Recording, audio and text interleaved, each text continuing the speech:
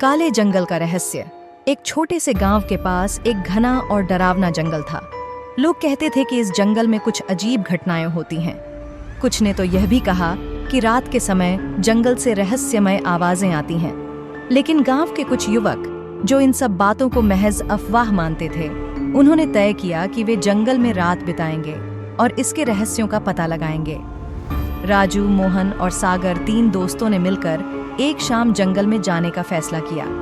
वे यह जानते थे कि गांव वाले उन्हें डरा धमका रहे हैं, लेकिन उन्होंने यह सोचा कि उन्हें अपनी आंखों से देखना चाहिए। सूरज डूबने के बाद तीनों दोस्तों ने जंगल में कदम रखा।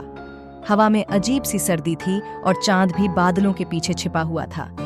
जैसे जैसे वे जंगल के अंदर जाते गए, अंधेरा और भी गहरा होता गया। अचानक उन्होंने कुछ आवाजें सुनी, धीरे धीरे बढ़ती हुई, जैसे कोई उनकी तरफ आ रहा हो।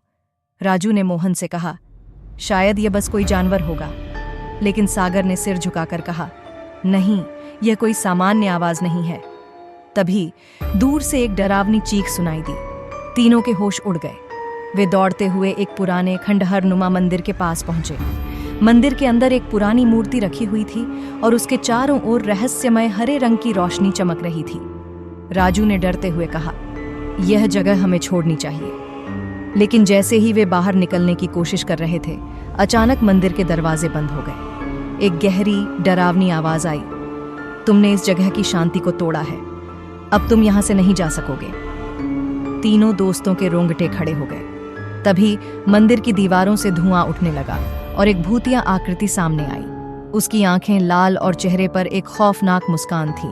उसने कहा, तुमने मुझे जगाया है, अब तुम सब मेरी कैद में हो। दोस्तों ने दौड़कर दरवाजा खोलने की कोशिश की, लेकिन दरवाजा नहीं खुला। तभी मोहन को एक ख्याल आया। उसने एक पुरानी किताब देखी जो मंदिर के एक कोने में रखी हुई थी। वह किताब खोलते हुए बोला, यह किताब हमें शायद बचा सकती है।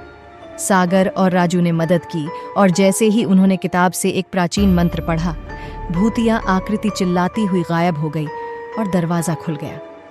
तीनों दोस्त तेजी से बाहर भागे और मंदिर से दूर जा पहुंचे। उस दिन के बाद से उन्होंने तय किया कि वे कभी भी उस डरावने जंगल में नहीं जाएंगे। लेकिन अब भी गांव वाले कहते हैं, अगर कभी कोई उस जंगल में जाता है तो वह कभी वापस नहीं आता। क्या उस जंगल का रहस्य कभी खुल पाएगा? शायद किसी और को यह जानने का मौका मिले।